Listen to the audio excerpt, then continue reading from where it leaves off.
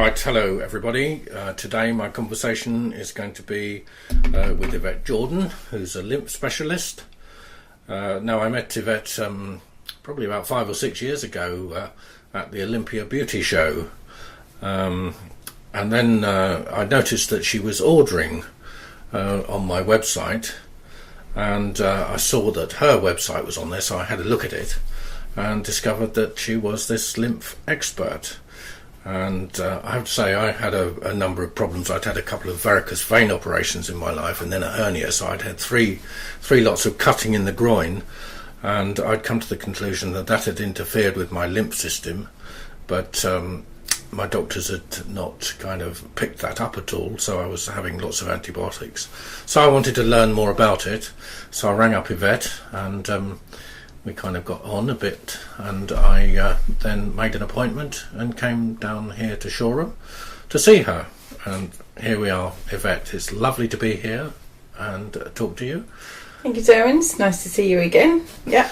Yes, I'm going to book in for another treatment, I think, soon. But we've been so busy at work.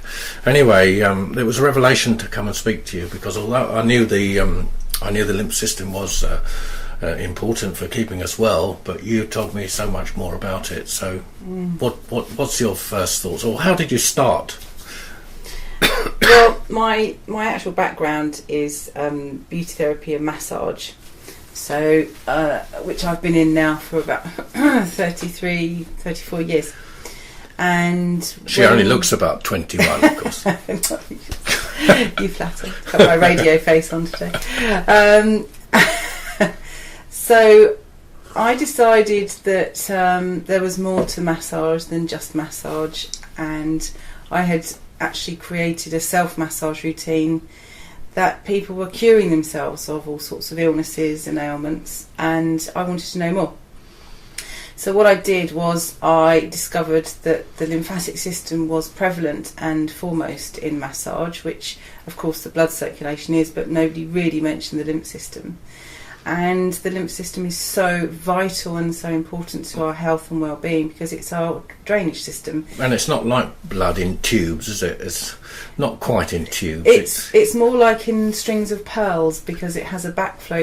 It doesn't flow back like the vein. It has the valves like the veins. It flows forward up towards the heart, because it's got to be pumped through the system, and it doesn't want the waste going backwards. So it's like strings of pearls through the body, running next to and parallel with the blood.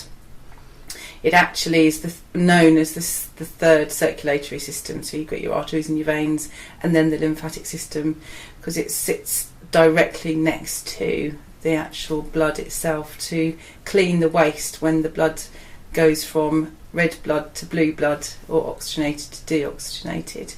The pressure change, like a tyre, it opens up, and the body goes, I don't want any of this waste anymore in my blood, I want the lymphatic system to take it away. And that's what it does, it takes it away, and it goes through a cleaning system, just like our water, our wastewater.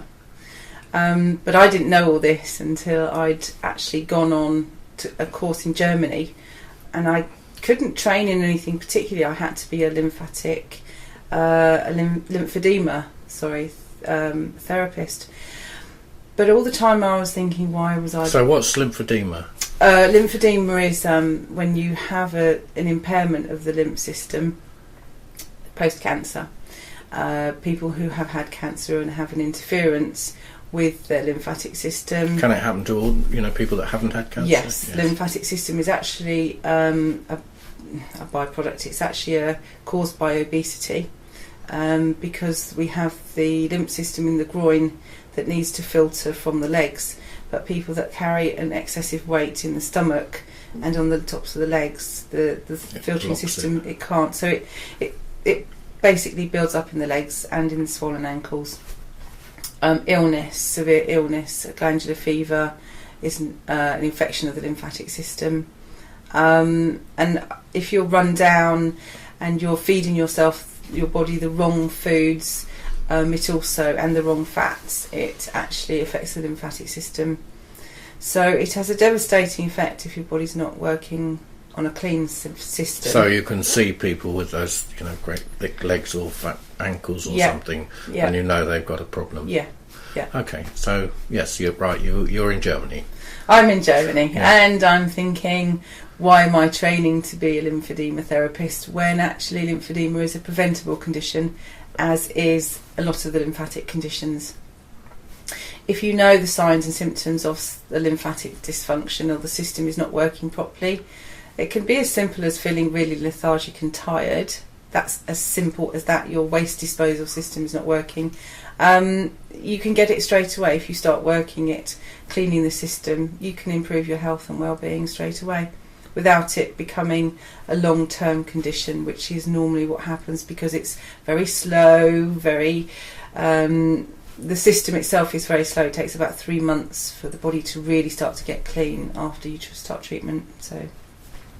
And I came back with the knowledge of being a lymphedema therapist, and I could treat leg ulcers and post-cancer treatment and everything like that. And it's because of my overlap with the beauty industry, my clients and patients started to have different things wrong with them. So it kind of, I just became more involved in what was keeping the lymphatic system working rather than just waiting for it to be completely dysfunctional. Yeah. My approach is the prevention side of it, which I'm really passionate about. Because it's really so basic, isn't it? It is really basic, really simple. Your first line of defence.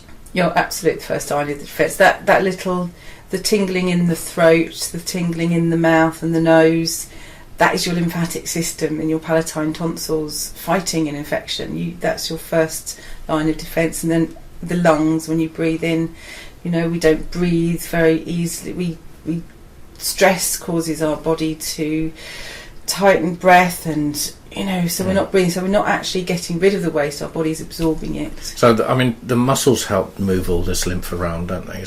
It moves in three ways basically: the breath, breathing, the diaphragm, the muscle movement, and through massage. It also just has a little tiny muscle in the string of pearls on each, which my favourite word is lymphangioactivity, which is always a great one to throw at anybody. Yes, I'm glad we got that in.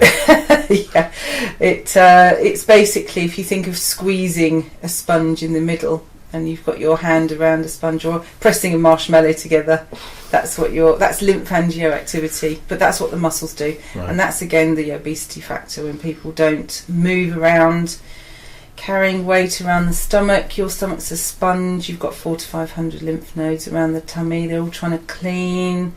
So yeah, keep things moving, exercise, stuff like that. So it's exercise, but food as well. And of course we're always talking about food, aren't we? Yeah, we talk about things and the fats and all the foolishness going on there. But you came back from Germany excited, and you started your business. Did you have to? How did that happen? Did you advertise? What happened? Yeah, so I started advertising, as you do, and then really just word of mouth. Now I operate on a Tuesday in the doctor's surgery in Horsham. Yes, that's great to think that somebody in the medical profession is thinking you've got real value. Yes, Dr. Heatley in the Holbrook surgery, he's very much, he looks at things. He knew that there were patients with swollen legs, and he just thought, I can't do anything for this person. I couldn't keep them on diuretics. But he knows that if he sends them to me, that I can get results. And I've got patients now that I've been doing up there for several years. I don't get all of the doctors on side because they don't believe that I can actually help, but the ones that do come to me, they go away very happy. So is it something that has to go on and on forever once you've had this treatment, or can somebody have the treatment and get well and then carry on doing a regime that will keep them well and healthy? Or do they have to keep? Is it good to have a top up every so often? Everybody needs a lymphatic system that's working healthy. So a lymphatic massage, or my treatment is called lymphatic pressure therapy that I do, because I incorporate lots of different things: the breathing, the skin brushing, the skin cleansing, the exercise, and treatment. But if you have a problem that's been caused, the lymphedema that's been caused by cancer, normally when you see people somebody like myself, it will actually be quite bad because nobody recognises early intervention and prevention. Yes, that's a big problem, isn't it? It is a massive problem. So by the time they find me or discover me, they have a problem that needs attention. However, I do have some people who know me and who know people who've had breast cancer to prevent lymphedema on the arm to get treatment straight away like they do abroad. Generally speaking, if you have a problem, the best thing to do is attack it all the time. Every day you should be doing something for the lymph system, whether it's breast massage to keep the lymph around the breast area to prevent breast cancer, whether it's some form of exercise, which we all know about and we're all told about, some form of breathing or a little jog on the spot that gets the lymphatic system going. A real deep skin brushing in the shower is another way of getting your lymph system working. But you should all do something to get the system going, and then unfortunately people that do have a problem have to have regular treatment all the time, forever. And of course the people are even talking now about meditation being so helpful for us as well. So it's the opposite side to the stress factor, I think, that unfortunately the lymphangiectativity, or the squeezing of the sponge, the lymph, it needs rest and tension, so you have to have the opposite ends of the scale to balance. You know, if you keep going on and on and on stressing, then it will eventually kill you through a heart attack or stroke. And if you are really too laid back and relaxed, then you're a monk who can meditate and levitate. But we don't run our lives like that. So no, we don't. So you how long was it before you actually succeeded in getting into the doctor's surgery, and how did that happen? I actually met Dr. Heatley through a mutual friend, right. And I was on my high horse because, you know, he was a doctor and I don't like doctors very much. That's what I said to him, I think, not indirectly, but indirectly. And he actually kind of opened up and said, well, you know, I think I have this room and blah, blah, blah, and we'll give it a go. So, and that was nearly 3 years ago. So, right. And he's very happy. And when he recommends somebody, he says, I knew you could look after them. So, and the other doctors there, they do send people every now and again. But I'm very lucky in getting in there. It is a private practice, so I would like some kind of funding if it was to ever happen for patients, because I think they need it. Unfortunately, I'm so busy there. Well, we're all people, and I have these days, practitioner days at the farm, when I invite all these practitioners along to see the oil being pressed and have a talk about, you know, the oils and fats and so on. And we're all ploughing at this little lonely furrow, trying to do the right thing for people and give people health and help and information. And you know, we don't necessarily get together. And I know one of the things that people enjoy there, the practitioners enjoy talking to other people. Health and Social Care Act 2012 is quite interesting reading. If you haven't looked at it, have a look on the computer. And it actually does a little bit more about prevention. People, lots more people than you might think, are required to help prevent disease. Even local authorities have a role to help prevent disease and so on. So it's obviously hospitals and doctors, although there doesn't seem to be much prevention as far as hospital is concerned, and doctors generally seem to be just treating symptoms. So, you know, maybe that act, because when that's reviewed in a year's time, the Secretary of State will say there and say, what's happening? Has this act been delivered? How many people have been prevented from being ill? And there actually is some funding to find out these things. So have a look at that. Maybe there's a chink in there, and there is some funding available to look at prevention. The sad thing is that people that have a lymphatic dysfunction problem, there's a few ends of the scale, but they just don't know and don't understand why they're feeling so ill until you get the system working and fully operational. It's a bit like sticking your head in the sand with a sewage plant underneath. It's pretty horrible, and you would suffocate basically. So that's what's happening to your body, and you just don't understand why you don't feel so good. But early intervention of breast cancer, lymphedema.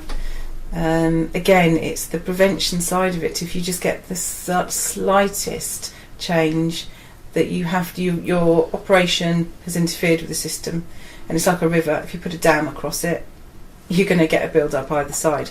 So as soon as you interfere with the system, you keep it flowing by seeing somebody like myself. Yeah, but I think that's what really annoyed me is, I went to my surgeon. He said, well, this has never happened to anybody else I've treated or done anything for. Yeah. And eventually it got so bad and they kept on giving me antibiotics after antibiotics, and I really felt in my heart of hearts this was not the right thing to be doing.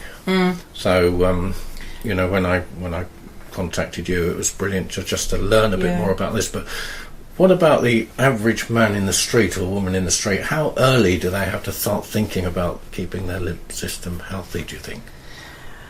Well, women certainly from puberty, because the lymphatic system affects puberty from fluid retention, as every woman will tell you, that can affect sore breasts and swollen tummies and period pains, things like that. So what can a girl like that, what might she do to sort of help herself? Well, she can just keep massaging and keep moving the skin. What, the brushing, and do you think? Yes, I have a routine called Breastwise that every woman should do. Just, your breasts are glands, and they shouldn't be stuck on your chest in a catapult. They need to be moved, and they need to be actually cleaned, because they're glands. And what's really important is... So are you a burning the bra believer? No. I think quite. bras are great. I think they're fantastic. But not all the time. You need to...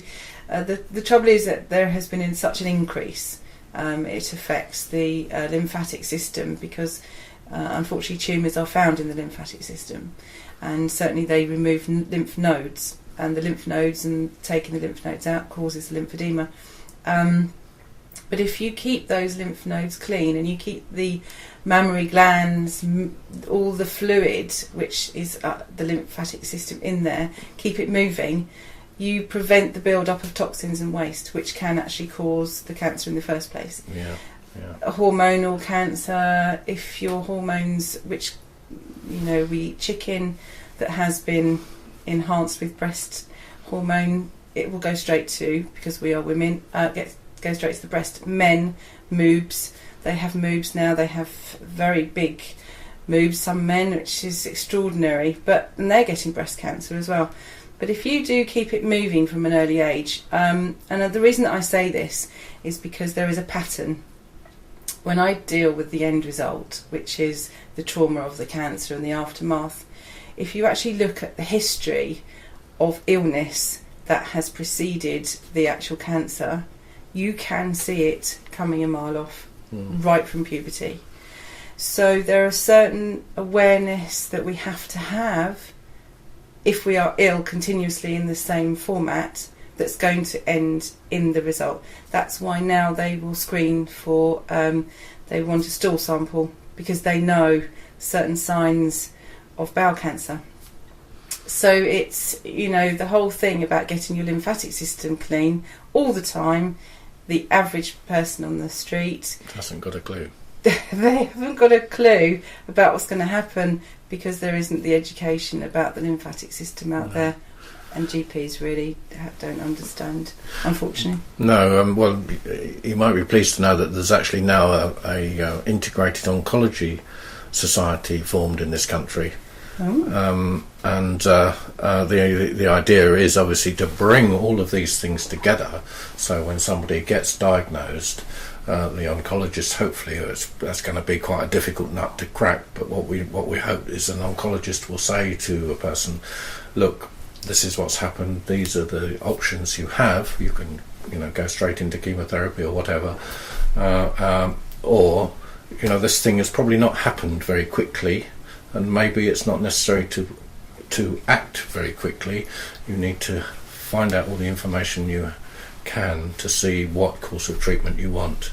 Do you want to go down the chemotherapy route, which is quite harsh and gives lots of side effects, or if you've got 2 years to live, would you prefer to do a diet and some other system and have a better quality of life during that time to live. So that's going to be quite difficult, but you would be in the forefront of helping to give people information within that group of people, wouldn't you, that integrated society. There are two sides to it, really. There is keeping the lymphatic system healthy from the outside and the inside, and that's your department with eating the right fats is really, really important, because the lymphatic system actually has PHAT in the centre of it, but it should be so it does. it should be FAT, really, but it's not. That's just because it actually removes in your small intestine, it removes the fat out of your diet.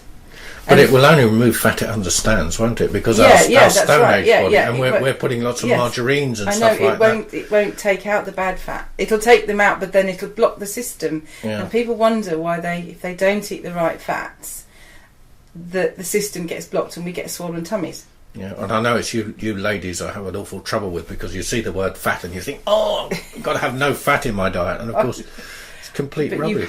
You have to for lubrication, and your lymphatic system has to have fat in it because it regulates the blood pressure. So without fat we don't have blood pressure, and if we have the wrong fat we have the wrong blood pressure. So it's all down to actually what we open our mouth and put down our throat. Yeah. And like you always have said to me, Durwin, we're a chemical factory.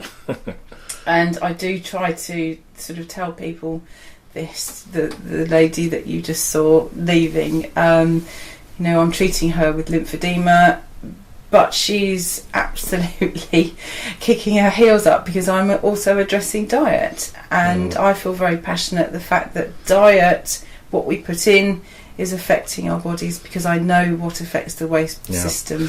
And it's so early on in life, it's really happening before birth as well, because sperm is full of fatty acids. Yeah. And I talk to ladies about these things, and how important it is to eat the right fats in pregnancy. But I say it's not only you. I say you've got to go home and beat your husbands over the head with a baseball bat to get them eating properly. With the fatty acid. So it's really at the really beginning of life, and there's actually a man in Sydney, Dr. Michael Skelton, who looked at 28, I think it was, obese women who were pregnant, and when he looked at the artery walls of their babies, that already thickened like cardiovascular patients. No. So, being in good condition and not being overweight and being well is going to create brilliant babies, isn't it, and new generations that are healthier. And I think it's going to take about 4 generations of change. So we're spending all this money in the health service on trying to treat food-related illness, but we've got to get people that understand about what we should be doing to try and give more messages to people. And that's why I'm doing these radio shows. Debbie asked me to do these things, and no doubt we will be controversial at times. But if we can just find that little key that helps people think, well, maybe we've got to change and just stop putting all those spreads and margarines and cornflakes and chocolate-covered cereals in their trolleys, wouldn't it be great? I think it's the lack of understanding of basic biology and what's happening to the body. It's very easy to have biology in the curriculum, but actually what biology do we need? I think it's dissecting mice and bats. Oh, lovely. Yeah, that's going to affect what I put on my plate in front of me and how I feel at the end of the day. So really it should be the biology should be human biology on we all understand human biology level, because that's part of when I treat someone, I try to explain to them why I'm doing it and what's causing it, because as a practitioner I feel very strongly that I can treat you and then send you on your way and book you in the next time. You can come back and forward. But with the lymphatic system, it's really, really important to maintain it. And do something yourself. Yeah, you have to. Yeah. I can't be there 24/7 for you. No. You have to do something about it. And whether it's learning how to squeeze the diaphragm and squeeze the stomach and do exercises, or to do a self-massage, or educate you about your food and how that affects you, the end result is getting you fitter and feeling better. And I actually can't put all the thank yous and great, fantastic, how well you've done on my website, because people would think I was lying. There would be too many, and that's another reason why I called it the feel good factor, because people do feel better. There is no doubt about it. When you start clearing the waste system, you start feeling better and unblocking I was going to use the pipe with the fat in it that you keep pouring down. If you pour the wrong fat down, what happens to the backup? Yeah. So, you really... And we don't think about this at all. No. And if you go onto the National Health Choices website and look and see what they say about fat, it's complete and utter drivel.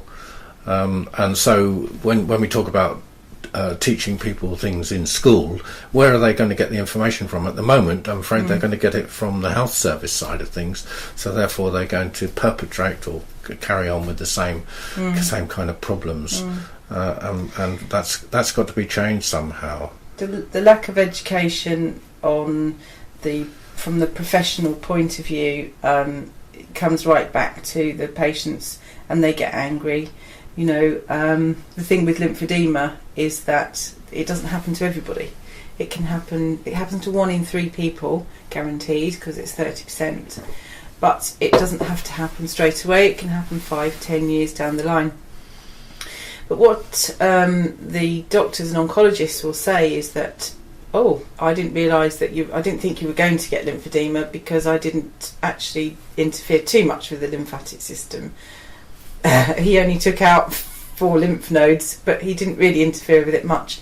You don't have to interfere with it at all. It can be as simple as glandular fever. Cellulitis is another condition that causes lymphedema of the lower leg. It can be anywhere in the body, but it still can swell up and it's fibrous, so it's hard to touch and it's really painful. But you've got to massage it, you've got to bandage it, got to get rid of it, and then you diminish all the possibilities of anything happening later on that's going to come as a result of those swollen tissues. So their side of it they're interested in. They're not interested in the aftermath. If you actually go for some kind of medical problem, the doctor goes, this is what it is, this is how I'm going to treat this problem now. So your back hurts, okay? But what's actually causing it is a splinter in your toe, because it's your splinter in your toe, swollen up, it's made your foot walk funny, your ankle then hurts, your knee then hurts. Now what happens is your back, but because it's your back, you go to the doctor, you get anti-inflammatories and you take painkillers and you have time off work. Take the splinter out. You start walking. And you start walking properly. That's probably an extreme example, but I like it. But it's happened. That happens with cellulitis. With people with on the foot, they get a swollen ankle from the cellulitis, or they get the cellulitis from athlete's foot, because that's quite common. And I didn't realise... Because it gets in, doesn't it, through a cut or graze or something? The athlete's foot fungus lives around the heel. Right. And if you have athlete's foot and it gets into the skin, it gets underneath, it causes the cellulitis. And that can start... it's called St Elmo's fire, but it starts with an itch, and it's hot and it's burning, and you don't know, you think it's maybe a bite or something, so you're scratching it, and within 48 hours your ankle looks like a football. But the residual effect of that, you go to the doctors, you get antibiotics, but the swelling doesn't go down because you don't touch it. That is lymphedema. That's the early stages of lymphedema. And then that permanent swelling can then lead to your ankle not working properly. So then the muscles in your leg don't work, so your knee starts hurting. And then your back starts hurting, and then your neck starts hurting, and actually before you know, you've got neck ache, backache, headache, and all of it's because you haven't had the actual cellulitis the proper treated. Treatment. So when that lymphedema happens, yeah, and it swells up and it's not treated at the time, is that forever? Yes. Or can you get it to go down gradually, or if it has gone fibrous, the fibrous tissue happens. It's a bit of an unfortunate series of events that the tissues go through. change, a bit like a butterfly. It starts off as a caterpillar and then opens up as a butterfly. Your body is under attack because it's got inflammation. So your normal system works at 10%. You have a 90% ability to infiltrate a wound. Think of a smack on the head. You've got a tennis ball lump the size of on your head. That's because the lymphatic system rushes to the area. It's your army. Right. So that rush of invasion to the area swells the tissues, and then if you don't move it because it's hurting and it's painful, then if that residual fluid stays in the area, it then goes into hard, like concrete setting, and that then will stay there if you don't move it, and it actually stays within the tissues, surrounding the tissues, and unfortunately then has devastating effect around the area. Yeah. God. So it's an important thing, isn't it? But you're moving on and you're doing different things as well, aren't you? You're going to teach people about this? I am, because I have a lot of people who want my treatment but can't get it. They travel long distance, and my therapy isn't out there. So what I've done is I've contacted sitting guilds, and I'm in the process of asking other practitioners to get in contact with me, or I will contact them, and hopefully put into modules treatment for prevention for illness. So a massage therapist or a beauty therapist will actually be able to treat a breast cancer patient to prevent the lymphedema, because it's not actually become lymphedema. It's a matter of treating the area with lymphatic drainage through a pressure therapy. So the people that you'll be teaching will have some basic knowledge of massage, or they will, or there'll be other therapists of some kind. Yeah. Then how long do you think it will take to impart this information? How long is your course? Miles long. No, it's not really. The idea is that I'm setting up a UK lymphology clinic. So you will become a UK lymphology clinic, and you will be a lymphatic pressure therapist, and you will have doctors and oncologists, and everybody will know about you, and then you will have that link. But the idea is that there's a prerequisite that you have to do studying before you do the course, and it's going to be 4 days, but it will be modules. Right. When I did my training, and when they still do training now, it's all lumped together, and there's so much that you do, and it's just too much. But there's ongoing as well, isn't there? it? There will be ongoing. Yes, it's the post cellulitis treatments that you'll be able to do, post cancer. Glandular fever is one of the most exciting to prevent ME. That's another one. All the things that I treat aftermath of the dietary, I'm going to train people to prevent, so it doesn't actually become a problem or an issue. But of course, people come when they've got a problem, don't they? So it's the broadcasting of information and getting the information out there, and hopefully people will think, maybe I do need to take a bit more care of myself. I mean, just talking to your clients generally about, say, their time of the month period, if they have sore breasts, if they've always had sore breasts and they suffer really bad fluid retention, that should start alarm bells ringing. We call it the red flag, that they are a potential breast cancer candidate later on. It might be 5 or 10 years, might be even 20 years, but it's still devastating. And just a simple routine, keeping the lymph system bathed in the tissues, prevent the toxicity build up. It just gets things moving to, it's a prevention.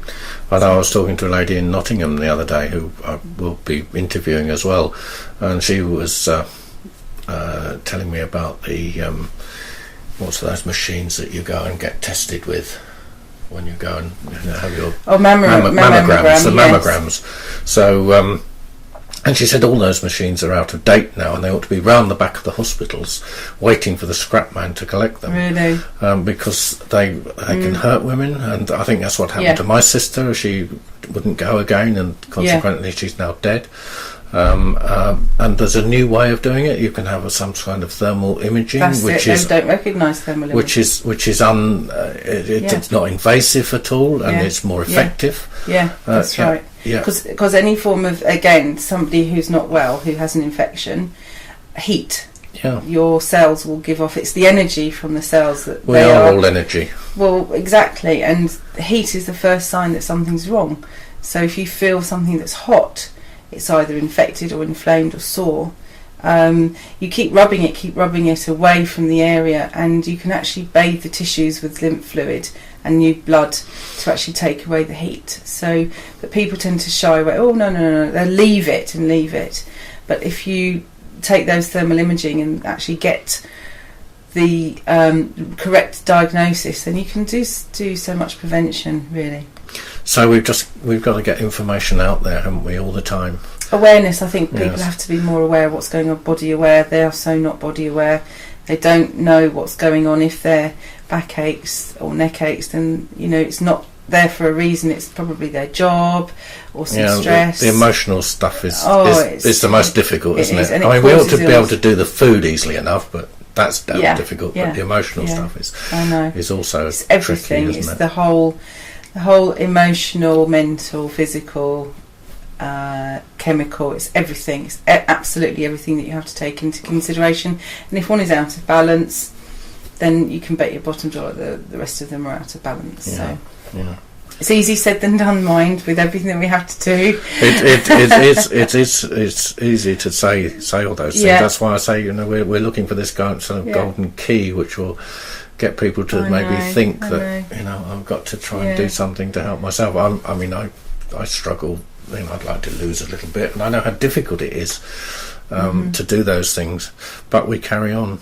We do. So I know you've just got another patient arrived, so I guess we're going to have to wrap it up. But it's absolutely brilliant to be able to come and talk to you, Yvette. That's right, my pleasure. You've enhanced my life, oh, bless. And I'm sure you've enhanced lots of other people's lives. Thank you. And we'll continue to do so. And if enough people listen to us today, maybe they could contact you to come on one of your courses. Do you think? Yeah, sure. How do they contact you? Well, the website is fgf.uk.com. That's Feel Good Factor FGF. At the moment, because I'm setting it up, or the phone number is 01273 441919 and leave a message. When I'm with patients, I don't tend to answer the phone, but I'll get back to them. It's not going to be until next year, but I'm looking at booking up sort of people's short courses, so there won't be a vast quantity of spaces, and I already have actually about 5 people therapists who want to do it. So, but it's how many do you think there could be over the whole country? Well, eventually, I'd like it to be rolled out. I'm piloting the scheme in Worthing over October next year. So, but it's getting. You could have 2 or 3 therapists in every town, maybe. Yeah. Oh, sure. Yes, absolutely. Yeah. So there's lots of opportunity for people. Oh, yes. To learn and help to keep others healthier. Yeah, definitely, and also spread the word about the fats and the diet and the whole thing as well. So that's part of my treatment. Well, I'm keen on people boycotting fish and chip shops until they say, "Why are you boycotting us?" And of course, the reason is because they cook in oil, which degrades it, and it needs to be cooked in saturated fat. Beef dripping like they did in the old days. Ooh, lovely. Hold that thought. Your Stone Age body knows what it is, you see. It does. Well, Yvette. And thanks very much. I've got to go home now, and you've got to go and treat a patient. I have. You're a star. Thank you so much. Thanks. Bye. Well, here we are at the end of another show. A few things happened again today. Got through some newspapers, spoke to Ian and Yvette, and I hope you enjoy all of that. If you've got any comments or you would like to make some comments, we'd be delighted to hear them. And if you want to get in touch with Yvette, who is about to change the world by herself, well, we're all going to join together to change the world. Please get in touch with her. That would be really great. So farewell for today, and look forward to talking to you again next week.